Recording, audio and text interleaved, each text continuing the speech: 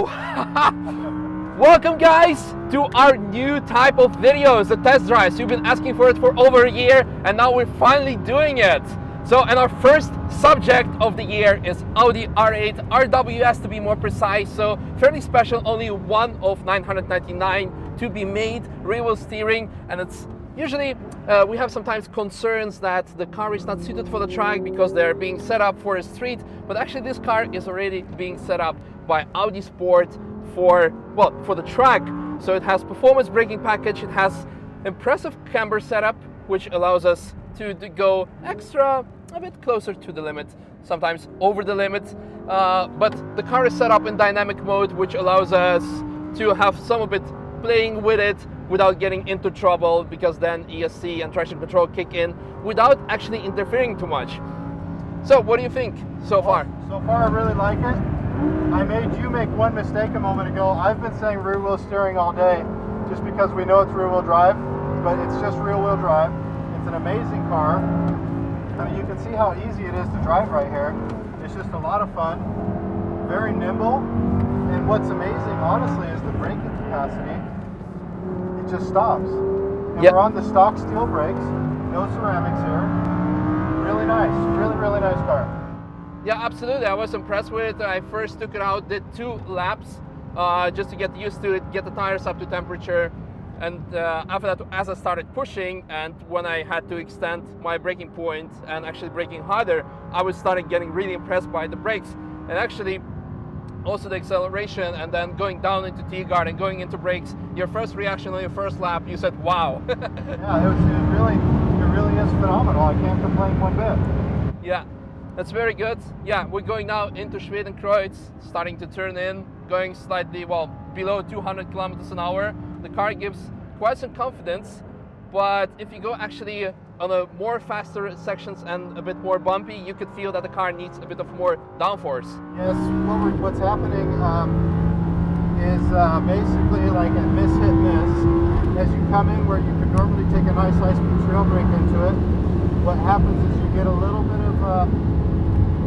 more oversteer than you want, and it's either because of trail braking and light back in. You can see that right there actually. Yeah. Back end wants to come around a little bit, but I don't think that the average person is going to come and push it that hard. Let's take it easy here and we'll talk about the car a little bit. Yeah, absolutely. So what you have is the first rear wheel drive only R8, right? Exactly. You have the first rear wheel drive only R8. It's still the same V10 that we know, right? Absolutely. 540 horsepower or 533 brake horsepower if you want to use the brake horsepower. 400 feet-pound of torque. Again, same drivetrain. So, the gearbox is the same. 7-speed dual clutch transmission, which is actually very good. It shifts fast. I was cruising in the 7th gear, and then I did like double downshift to a 5th, and it was pretty instant. Right. Whereas with some gearboxes, you still have a delay when you shift down 2 gears at the same time. If I go right here, 1, 2, pretty quick. Yeah, it's pretty quick. What is it? Yeah, what has rear wheel drive, and because the car doesn't have the front wheel drive like a casual R8, it saved 50 kilograms of it. It also added 1 mile per hour top speed to it, to 198, so almost 200, just barely not 200. We had it on the main straight, and I think I couldn't go above 280 kilometers an hour. Maybe it's electronically limited, could be because the gentleman agreement of the manufacturer sometimes limits the cars for 280, but I don't think this is the case with this car. So I was saying a moment ago about the back end being a little bit light. What's interesting is with the lack of front wheel drive, or all-wheel drive, with the lack of the front wheels, I'd really thought that it was going to underpower, that you're going to have power oversteer, right? Yeah. Or power slide, or whatever you want to call it. But what's interesting is that when you get on it out of the apex, the front end still rotates really nicely. The whole car rotates really well. Mm-hmm. It's not doing like I thought it was. I thought it was going to be really light on the back end on the gas. It really does settle, and it hooks up nicely. It's really cool. Yeah, especially in this section where you could go flat out, Kesselchen to close the tile, especially the 4th left. I like to call it illusion left because it's a lot more like, yeah, more scary than it actually is. But we went 200 earlier, we went 220 through it, and the car felt still confident. Good, yeah. Obviously with a bigger wing, you could probably go even 230, 240, who knows? But for that, something you need to go to aftermarket part if there is some. Also here. And to be honest with you, the only place that I really notice that back end being light is when you're doing trail braking. It's when you're on the brakes coming into a turn. If you're flat out, it's nice and squatted still. Yeah. Yeah, here in the Starstriker we can feel the brakes, how good they work, going into the carousel. So like right here I'm floored, coming out of the apex, and it works really well. Yeah. And mind you, we're on just a base Pirelli tire, right? Yeah. It could be the Corsa, but I think it's P0. It's well, the thing is, between the casual P0 and the Corsa, there is some difference, but not much as you compare Corsa to a Trofeo R. And the Trofeo R would make this car even like even. I'd love to give this a shot on that tire. Yeah. No, it's great. Especially this section, also Hall Act, climbing up, going from left to right to left, and down and coming into the right towards the Wippermann. Hedwigshöhe. You can feel how nimble the car is in handling. So you get back on the gas and the back end is really stable. Yeah, but if you try trail braking, especially here in Wippermann, you shouldn't do that. Suspension's nice.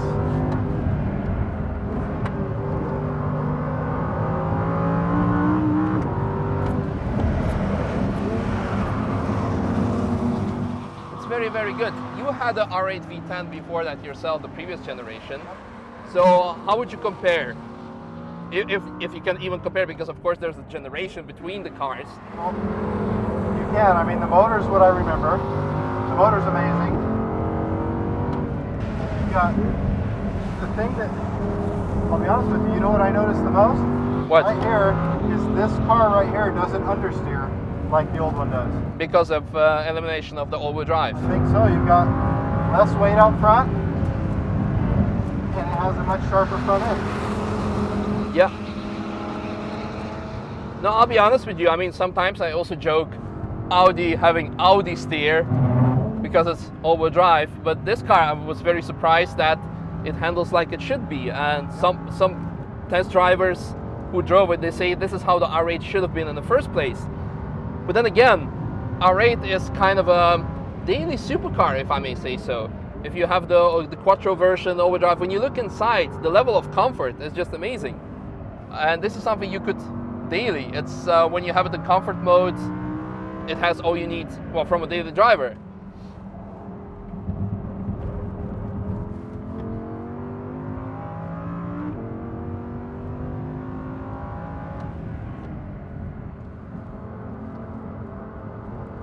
Well, let's see what the top speed is gonna be.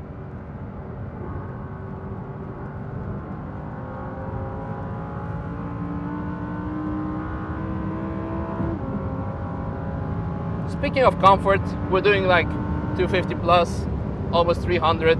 I can do a bit of Instagram story, checking how fast it's gonna go.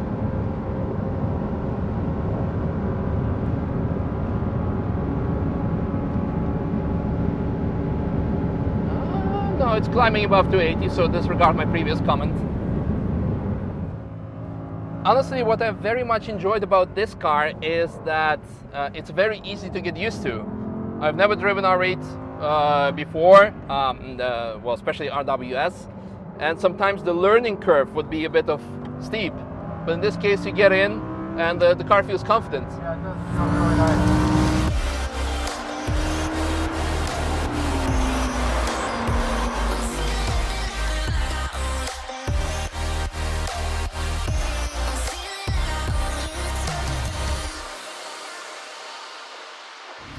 Wow, this was awesome, especially for being our first ever test drive. Can we say that the R8 RWS is the perfect ring tool?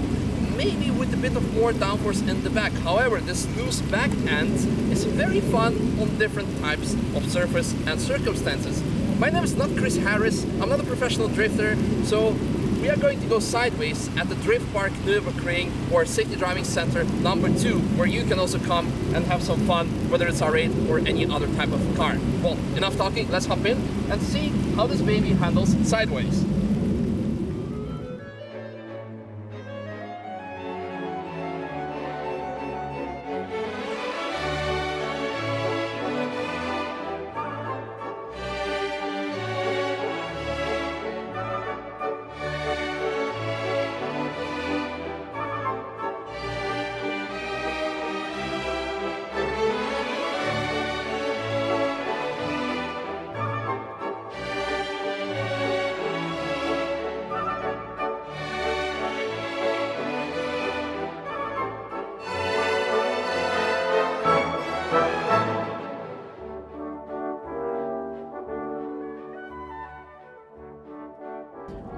it's not that easy to drift a rear-wheel drive car. Well, rear-wheel drive car it is easy, but a mid-engine and with automatic gearbox. Or maybe I'm just not that good of a driver, but then again.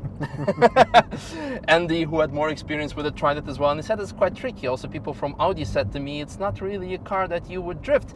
And then again, it's not really a negative thing, because if you buy this car to go sideways, well, you bought the wrong car in the first place. But as we could see on the track, it offers lots of grip, right, although it has only rear-wheel drive in comparison to the casual R8. Which brings us actually to an interesting point. We are now driving the car on the street, and our Tim took it out on the track, and we asked him, like, so what do you think of it? And he said, well, it's just a fast Golf. Is it a bad thing? I wouldn't say that, because yes, it is just as easy to drive as a Volkswagen Golf. I made quite some long distance trips with this car already. I went to Holland, went to Ingolstadt, and both trips, I must say, well, the car is comfortable. I got out, I had no back issues, no back pain. I could go for longer. I wasn't tired. But then again, also on the track, we weren't exhausted. How did you feel driving? No, I mean, I don't know, what did I do, 8 laps, I guess, in a row? Yeah. And I don't think Misha even let me off the track, even though I was trying to get out and get a drink of water. But no, I did 8 laps in a row, and I felt pretty good afterwards. I felt like the seat was supportive, especially for a stock seat. When you were going lap after lap after lap, the tires never really overheated. I wasn't pushing, to a real extreme or anything like that, but we were having nice, fun, quick laps with the car, and it was a pleasure to drive.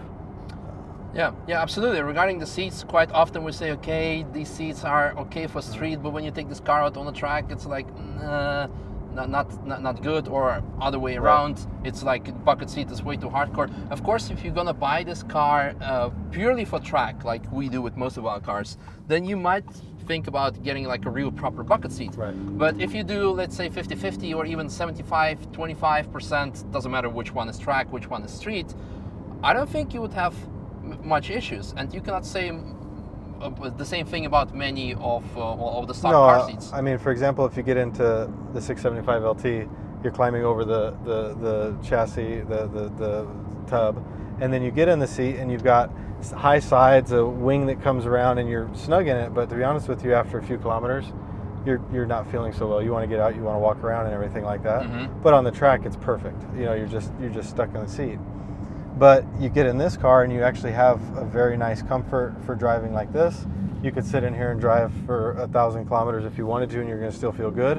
But then when you get to the track, you have a nice balance. So the reality is, it's from our track driving, this isn't a car that it's not going to be your track tool. Mm-hmm. It's going to be a car that you drove to the track, you did some really nice fun laps with it. The car never overheated, the tires never overheated, the brakes never overheated. It went very, very well in that regard. But you're also then going to take it to dinner, you're going to take it on trips and things like that, and it's just a very good all-around car. Yeah, and speaking of which, I took this car out to Holland, like I told you, and Holland is actually known for being a way too modest country. In fact, some manufacturers even produce like modest models. For example, AMG with Mercedes, they offer like modest package where you don't have like a very big exhaust pipes or just like a single hidden one, because people don't want to show off. And what I wanted to say is, like, when I took the 570 out to Holland, I quite often, from the younger generation, there were like some appreciative or praising looks, but the older people like very disapproval and judging you, and sometimes, quite often, unfortunately, I see on social media that some, not even flashy cars, but like some special cars of friends of mine get like keyed from jealous people. But when I took this out to Holland, actually the older generation ignored this car. And the thing is, good thing or bad thing, many Audis look the same, many cars do the same, and this car does not, I don't know, it does not, it's got a good striking look to it, but it's not in your face, it's not over the top. Mm-hmm. Absolutely. So I think this could be a very good selling point to many people who just want an all-round car and just don't want to pose with a car that doors go up. And speaking of which, of practicality, also it offers decent amount of luggage space. In the front, you can, of course, you're not going to buy this car as your daily. But if you want to go on a short holiday trip, you can put a small suitcase in the front, and there's also behind us quite some storage space opposed to other supercars. So I think it's actually a pretty nice all-rounder, like you said. So I think my take on the car as a whole is very positive. On the track, it was a fun car to drive. If you were not trying to push over any limit, it was a stable car to drive and quite an easy car to drive. Mm-hmm. If you started pushing it to a higher limit and try to take certain turns like Flugplatz and Schwedenkreuz at full speed, or started pushing the speed a little bit, the back end did get light. Mm-hmm. But that's where the Audi performance parts come into play. They have front winglets, they've got diffusers, they've got rear wings and things like that are for this kind of use. So maybe we'll get to test that next time. Yeah, hopefully we will be able to do that. Other thing, actually, what surprised me is the fuel consumption. Yeah. What did we do, 8 laps and it was still going? Yeah, it was still going. I think it has around 80 or 90 liter tank of fuel. 90, yeah. So, yeah, but it is actually decently good. Coming back to my trip to Holland, well, when there was unlimited part on Autobahn, I was just like cruise control 200 kilometers an hour. And like we had some mountain sections here, so it was like combined driving of dynamic driving, and I did 500 kilometer trip on 1 tank of fuel. So I don't think that's actually pretty impressive. It's very impressive. Yeah. So what should I say? I guess the final verdict of the car, of course, we could talk about its competitors, we could talk about its pricing, what could you get alternatives, but I'm pretty sure that other media outlets have done it already for you. And you just want to hear, as a track enthusiast, whether you should get this car and if it's like still usable on the road. And I must say, yeah, overall, I'm very positively impressed. Like I said in some of my social media posts, I quite often joke about Audi having like Audi steer, where this car is completely eliminated. This car does not under or Audi steers at all. But also it has, yeah. It's hard to say, but it could be. I think it's very refined. It is. I had the V10 of the first generation, I would say, before the facelift, and the dash and everything. This just looks much more modern. This is actually the first time I've been in the new one since then. They've gotten rid of the center display. They've put the digital dash in. It's really cool. It's definitely a clean, refined car. It's something you sit in right now. It's very comfortable. I think it's a great car.